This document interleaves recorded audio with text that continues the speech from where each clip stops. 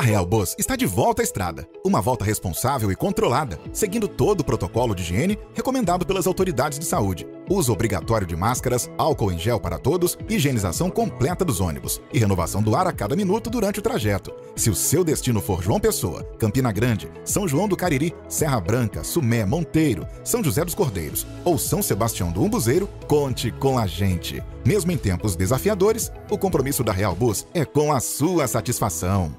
Estamos juntos mais uma vez para a realização de mais um programa Opção para a Vida nessa belíssima manhã de sexta-feira, hoje 14 de maio.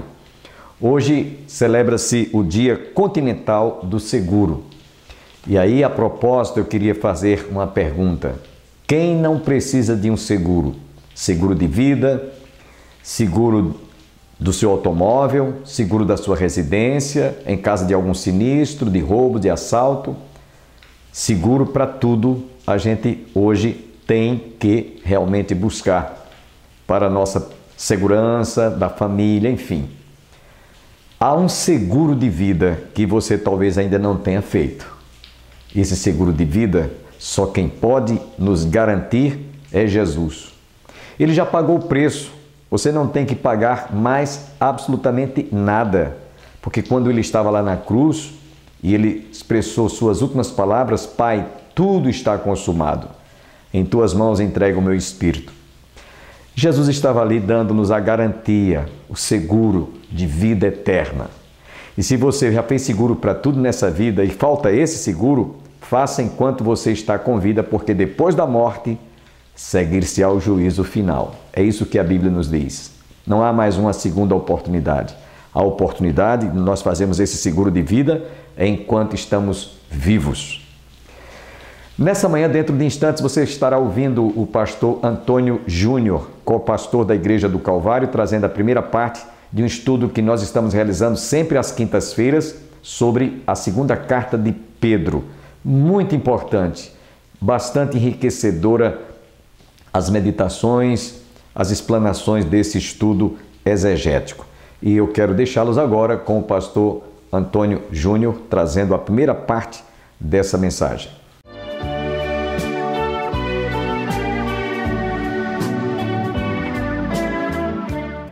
Você vai abrir a sua Bíblia aí na primeira carta de Pedro. Nós vamos estar hoje refletindo sobre dois versículos que particularmente são dois versículos que eu gosto muito, não é? Mas antes de nós lermos aqui a Santa Palavra, eu queria dizer aos irmãos que final de semana eu estive em Tavares, na congregação de Tavares, né? Era festa lá, 22 anos do Evangelho ali, pela nossa igreja. E na terça-feira eu fui convidado para pregar um culto na igreja O Brasil para Cristo, do presidente Médici. Mas eu estava querendo dizer aqui, presbítero Cid e pastor Bosco, é que eu estava com saudade da igreja. 3 dias que eu não vim, sinceramente, meu coração sentiu saudade da igreja. Então eu louvo a Deus por causa disso, porque meu coração de fato está aqui, não é? E a gente já consegue sentir esse sentimento de falta, não é? Aí o diácono Romualdo disse: pastor, o senhor vem ministrar a Santa Ceia? Eu disse: vou não. Eu vou para a sede, porque eu estou com saudade, quero ficar mais um pouquinho na sede. Aí o presbítero Sidney, né, vai ministrar a sua primeira Santa Ceia, graças a Deus por isso, foi solícito ao nosso convite, Deus abençoe lá, né, poderosamente, amém? Irmãos, capítulo 2, verso de número 9, verso de número 10, diz assim a santa palavra do Senhor: Vós, porém, sois raça eleita, sacerdócio real, nação santa, povo de propriedade exclusiva de Deus, a fim de proclamardes as virtudes daquele que vos chamou das trevas para a sua maravilhosa luz. Vós, sim, que antes não eras povo, mas agora sois povo de Deus, que não tinhas alcançado misericórdia, mas agora alcançastes misericórdia. Amém? Irmão, deixa eu só lembrar um pouquinho daquilo que o pastor Bosco pregou na semana passada, do texto anterior aqui, não é? Pedro, ele apontou qual é a segurança para vencermos os inimigos, para vencermos aquilo que estava contra a igreja. E os inimigos também, para que na nossa caminhada perseverante, né, se levanta. Então ele estava dizendo assim, para a gente continuar, né, vencedores, sendo crente, a razão da sua fé, né, que ela não seja vã. E aí ele expressa, né, chegando-vos a vós a pedra que vive. Então Pedro, de fato, ele liga essa expressão pedra a justamente Cristo. Então se havia uma razão de ser crente, é o próprio Cristo. Se havia uma razão para permanecer, Cristo. Amém, irmãos? Então Pedro enfatiza justamente isso. Essa pedra é Cristo. E Pedro, ele usa aqui a elucidação de um texto que está lá no profeta Isaías. Ou seja, a pedra que os judeus não quiseram, essa era a pedra escolhida pelo próprio Deus. E todos que creem nessa pedra, Cristo, além de ser salvo, são transformados. Há uma transformação de vida. Então isso é o que caracteriza de fato o evangelho, ou ser evangélico. Não é apenas estar no hall de membros, mas o que caracteriza o evangélico, o crente, é que ele encontrou a Cristo, a sua palavra, houve essa regeneração, então ele foi transformado, ele muda de comportamento. Porque o comportamento do crente passa a ser semelhante ao comportamento do seu Senhor. E isso de fato traz, ou chama a atenção do próprio mundo, porque o mundo vê a diferença. Pedro, ele também deixa claro que o agente que vai edificar agora essa construção espiritual é o próprio Deus. Ele é o edificador. Ele é o que constrói cada casa espiritual. E aí podemos retirar aqui algumas lições sobre o que é a descrição da própria vida da igreja. Então lembra que Pedro falou de como se deu a salvação, a regeneração, como eu vivo essa salvação. E agora então é como que ele conclui o que é de fato o crente. Ele vai chegar a essa conclusão do que é de fato esse crente, em meio às perseguições, em meio às coisas ruins que a igreja estava passando, mas o que eles eram espiritualmente. Não era a aparência que o mundo estava dando a eles, mas o que eles eram realmente, o que eles eram definitivamente. Então, essa realidade, né, Pedro então vai descrever, e ele diz: também vós mesmos, como pedras que vivem, sois edificado casa espiritual, para seres sacerdócio santo, a fim de ofereceres sacrifícios espirituais agradáveis a Deus, por intermédio de Jesus Cristo.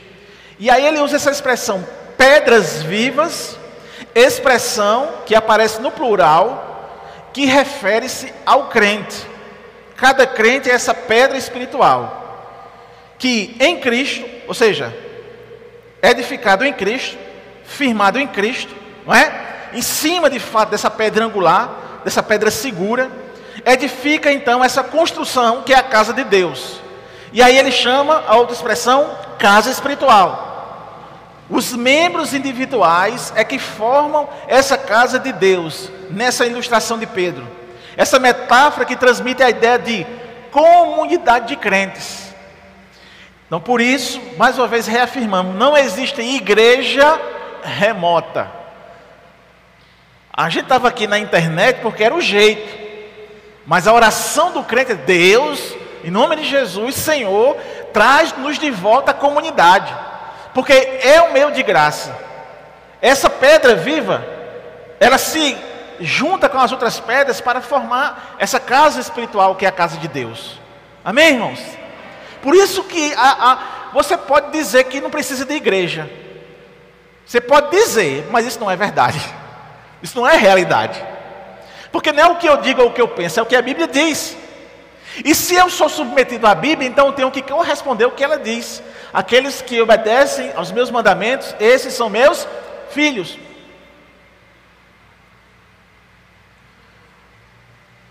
Essa ideia então de comunidade, né? Que como sacerdócio santo oferece sacrifícios vivos. Paulo, escrevendo aos Efésios, capítulo 2, verso 19 ao verso 22, ele diz a seguinte coisa: assim já não sois estrangeiros e peregrinos, mas co-cidadãos dos santos, e sois da família de Deus, edificados sobre o fundamento dos apóstolos e profetas, sendo Ele mesmo, Cristo Jesus, a pedra angular, no qual todo o edifício bem ajustado cresce para santuário dedicado ao Senhor, no qual também vós juntamente estáis sendo edificado para a habitação de Deus no Espírito. Então Paulo tem essa mesma ideia, porque essa é uma verdade. A igreja é esse edifício espiritual. Só que essa igreja é um edifício espiritual, e ele pontou uma coisa interessante. Essa igreja, ela é santa. Então, se a igreja é santa, ela precisa então andar em santidade. Então não é à toa, irmãos, que nós precisamos, como igreja, não só andar em santidade, mas também observar se o meu irmão está em falta. Mas eu não posso chamar a atenção do meu irmão por vingança ou por punição. Eu tenho que chamar a atenção por amor. Então, quando você está em falha, é interessante, algumas pessoas dizem assim: quando eu estava na igreja, era a paz do Senhor e tal. Aí eu caí, me desviei, saí da igreja e ninguém me dá mais a paz do Senhor. Mas ninguém vê o nosso lado, né? Ninguém vê o nosso lado, porque eu continuo perseverante na igreja. Eu me decepcionei com você. Você estava na igreja, era uma bênção, e agora você ainda quer que eu tenha esse cuidado de dar a paz? Está entendendo o que eu quero dizer? Que eles exigem algo de nós, e eu não posso exigir não. Eu devo exigir. Você tinha comunhão com o Senhor, você sabia quem era o Senhor, você conheceu Jesus, você experimentou dos dons, e agora você vira as costas para o meu Senhor e ainda reclama. Estão entendendo o que eu quero dizer? Irmãos, Pedro então, ele nessa casa espiritual, ele vai chamar a gente de sacerdócio santo, né? Significa que todo crente é um sacerdote na casa de Deus, e isso remete a uma dedicação. O sacerdote, lembre, na antiga aliança, ele era dedicado, exclusivo para Deus. Pedro transporta essa analogia e diz que o crente, cada um é um sacerdote. Então cada crente, ele é o quê? Dedicado ao Senhor. E esse sacerdote, que na antiga aliança era dedicado ao Senhor, ele também oferecia sacrifícios aceitáveis ao Senhor. E essa expressão, sacrifícios aceitáveis, está ligada justamente à função do sacerdote, que na antiga aliança oferecia a Deus sacrifício para remover o pecado e a culpa. Só que isso ele fazia constantemente, ele periodicamente tinha que ir lá, ele tinha que oferecer o sacrifício. Então ele pegava, né, de uma forma bem simples, para a gente possa entender, imolava o animal, cortava os pedaços, colocava na bacia, tocava fogo. Aquela fumaça simbolizava o aroma suave de que Deus aceitou o sacrifício. Só que esse sacrifício, ele era o quê? Morto. Entende, irmãos? Tem que ter um animal morto. Na nova aliança, não precisa mais de animal, porque o sacrifício agora ele é vivo, porque nós somos pedras vivas. Então é mais uma analogia para nos chamar a atenção de que o culto de fato é um meio de graça, e de que nós cultuamos a Deus não mais matando o animal e tocando fogo, mas nós somos o próprio sacrifício, quando nós cultuamos a Deus por intermédio de Cristo Jesus, que fez o sacrifício total na cruz. Então nós prestamos esse sacrifício vivo, não é mais morto. Quando o autor aos Hebreus, ele traz essa ideia, ele diz: por meio de Jesus, pois, oferecemos a Deus sempre sacrifício de louvor, que é o fruto de lábios que confessam o seu nome.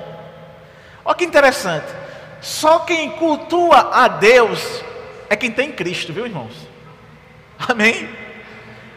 Você pode gostar de sermão, você pode gostar de música, você pode chorar com a música, você pode vir para a igreja, mas se você não for crente, Deus não aceita o teu culto, porque Ele só aceita o culto se eu for crente.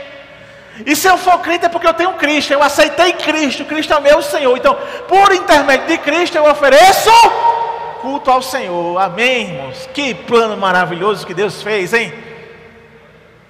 Não é nós, não é nós, é Ele, e por meio dEle, e para Ele. Aleluia!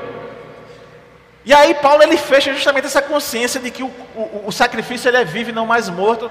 Quando ele escreve aos Romanos, capítulo 12, verso 1, ele diz: rogo-vos, pois, irmãos, pelas misericórdias de Deus, que apresentei o vosso corpo, o sacrifício vivo, santo e agradável, que é o vosso culto espiritual. Em algumas traduções traz o culto racional, mas a tradução correta é espiritual, culto espiritual. Bom, então a gente viu também que Pedro, ele fundamenta a sua teologia, ou a doutrina já exposta com o texto do Antigo Testamento. A saber, portanto, assim diz o Senhor Deus: eis que eu assentei em Sião uma pedra, pedra já provada, pedra preciosa, angular, solidamente assentada, aquele que crê não foge. Isaías 28:16. Essa passagem é que o povo de Deus, eles estavam vendo o exército assírio e eles estavam com medo. E o temor tomou tanto o coração deles, que em vez de eles se voltarem para Deus, que já tinha vencido várias guerras, que já tinha dado a terra prometida, que já tinha mostrado por A mais B, aberto o mar vermelho, enfim, milhares e milhares de milagres, mas eles caíram de novo na incredulidade. E em vez de se voltar para Deus, o que é que eles fizeram? Eles fizeram uma aliança com um antigo inimigo, o Egito. Aí Isaías vai dizer justamente isso: olha, Deus já pôs essa pedra angular em Sião, é o Messias. A ideia é que para dizer assim, diz ao povo: crê em mim, não faça aliança com o povo estrangeiro. Aí o povo fez aliança com o povo estrangeiro. Então essa analogia Pedro então vai trazer de volta para justamente dizer assim: olha, essa pedra angular, esse Messias que foi prometido lá nos profetas, é o Cristo, é Ele é que é essa pedra, Ele é que é esse Messias. E aí Pedro ele vai fazer outra citação, ele vai citar o Salmo 118, verso 22.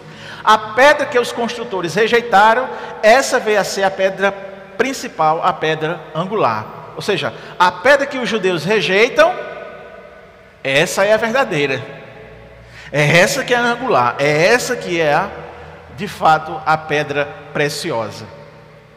E a terceira citação que Pedro faz de Isaías 8, 14, 15 é a seguinte: ele vos será santuário, mas será pedra de tropeço e rocha de ofensa às duas casas de Israel, laço e armadilhas aos moradores de Jerusalém. Muito dentre eles tropeçarão e cairão, serão quebrantados, enlaçados e presos. Jesus traz essa ideia, não é? Eu vim para os que são os meus, mas os meus não me. Então, quando rejeitaram Cristo, em vez de ser Cristo essa pedra angular, pedra de esquina para os judeus, acabaram sendo pedra de tropeço. Então a promessa do profeta Isaías se cumpre justamente nesse Novo Testamento e nesse texto que Pedro traz para aquela igreja, e hoje nós estamos aqui refletindo sobre ela. Amém, irmãos? Então todos aqueles que rejeitam a Cristo, Cristo passa a ser para eles uma pedra de tropeço. Então Pedro ele quer dizer simplesmente que a casa de Deus não é o templo em Jerusalém, não é algo feito por mãos humanas, e nem feita pelos judeus, pois os mesmos a rejeitaram.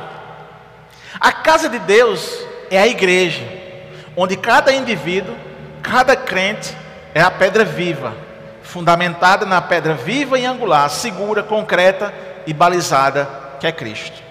Agora, em contraste aos que rejeitaram a pedra,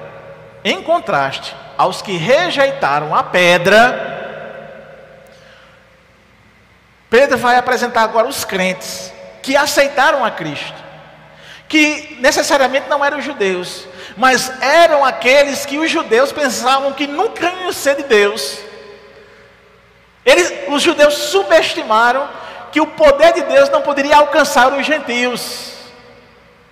Aí Pedro vai apresentar justamente isso. Pedro vai comunicar a eles algumas coisas que eu vou repetir aqui, acho belíssimas, que para mim é uma das passagens mais lindas e edificantes e consoladoras, que diz a minha e a sua realidade, e que a gente como igreja precisamos pensar, crer, amadurecer e inculcar isso nas nossas mentes. Ele vai dizer, olhe comigo, verso de número 9 do capítulo 2, vós, quem é esse vós? A igreja, os que já ouviram que são pedras vivas, que são sacerdócios reais, esses que já ouviram que, ou melhor, sacerdócio santo, são esses que dizem que a pedra viva, vós, aqueles que creem em Cristo, a igreja, vós, porém, sois raça eleita, sacerdócio real, nação santa, povo de propriedade exclusiva de Deus, a fim de proclamar as virtudes daquele que vos chamou das trevas para a sua maravilhosa luz. Percebam, irmãos, a diferença daqueles que foram escolhidos para ser povo de Deus, mas que em momentos cruciais negaram e apostataram da fé, não crendo em Cristo como Salvador. A diferença para um povo que era considerado maldito e longe das bênçãos de Deus, Pedro vai revelar que esses é que são possuidores das preciosas riquezas. Raça eleita. Raça eleita, irmãos, é um termo para dizer povo escolhido. Então Pedro, ele pega essa expressão que está lá no Êxodo, capítulo de número 19, verso 5 e verso 6, quando diz: agora pois, se diligentemente ouvires a minha voz e guardares a minha aliança, então sereis a minha propriedade peculiar dentre os povos, porque toda a terra é minha. Vós me sereis reino de sacerdócio e nação santa. São estas as palavras que falarás aos filhos de Israel. Dentre tantas pessoas, Deus resolveu te escolher e fazer de você um escolhido. Dentre tantas pessoas, Deus resolveu escolher você, e tornar você um crente, um escolhido.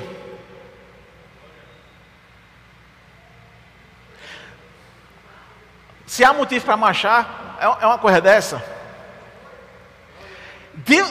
Dentre tantos, Deus escolheu. Como foi essa escolha? O Evangelho chegou até nós. Não é uma escolha humana, não é um pensamento humano, não, é uma revelação divina, que se dá de um processo de evangelização, de conhecimento do Evangelho, que ele vai dizer aqui, Pedro, é como um escolhido. Deus providenciou o Evangelho para que nós venhamos a conhecer o nosso Senhor, e isso fez com que nós nos tornássemos esse sacerdócio real. E essa expressão, irmãos, né, ele descreve que esse sacerdócio real são as gloriosas riquezas dos crentes, que vai dizer que ele vai enfatizar que a igreja pertence a um reino, e que esse reino tem um rei, a qual ele já disse quem é a pedra angular, é Cristo. Então nós somos esse sacerdócio real, essa raça eleita e esse sacerdócio real. E aí ele vai usar outra expressão, tomada do Antigo Testamento, nação santa. Percebam, irmãos, que Pedro usa de analogias do Antigo Testamento. É justamente a real interpretação do texto da Antiga Aliança. E ele aplica então esse texto do Antigo Testamento na igreja. Ele está construindo justamente essa sua teologia, essa sua doutrina, e está dizendo justamente, aquilo que foi prometido lá no Antigo Testamento está se cumprindo, e é em Cristo Jesus. E aquilo que estava prometido para lá, que nós seríamos o seu povo, é em Cristo Jesus que você é o povo de Deus. Por isso que você então é essa nação, é esse povo. Só que esse povo então ele é santo, ele é diferente, ele faz parte dessa realeza, mas ele é diferente, porque ele tem a similaridade, é uma similaridade de fato com o seu Senhor. Que similaridade é essa? De que Ele não mais agora atende ao conclame do seu coração corrupto, cheio de concupiscência, mas Ele atende aos conclames do seu Senhor, que é santo e que tem um mandamento perfeito, que foi cumprido em Cristo Jesus, e que agora você pode entrar no Santo dos Santos através de Cristo Jesus. Irmãos, isso é maravilhoso, porque nos torna então essa nação santa, um povo diferencial. E aí ele usa outra expressão, terminando aqui essas ideias. Ele diz: povo de propriedade exclusiva. Irmãos, isso é maravilhoso. Não tem aqueles crentes que têm medo do demônio, né? Não tem crente que tem medo do demônio. Eu já vi várias vezes, vários testemunhos de manifestação, e disse que tinha crente na igreja que quando o demônio se manifestava, ele corria com medo. Irmãos, essa realidade de propriedade exclusiva de Deus faz-me entender que o crente não é possuído pelo demônio, porque nós temos um Senhor, e esse Senhor é o Todo-Poderoso. Amém, irmãos? Crente possuído pelo demônio não existe. Dois senhores não podem habitar o mesmo lugar. Lamentavelmente temos que fazer esta abrupta interrupção, é que o nosso tempo acabou. A nossa programação só tem a duração de 30 minutinhos, e você está convidado na próxima segunda-feira continuar conosco. Lembro a todos que a Igreja do Calvário está realizando o 21º Simpósio sobre a Família.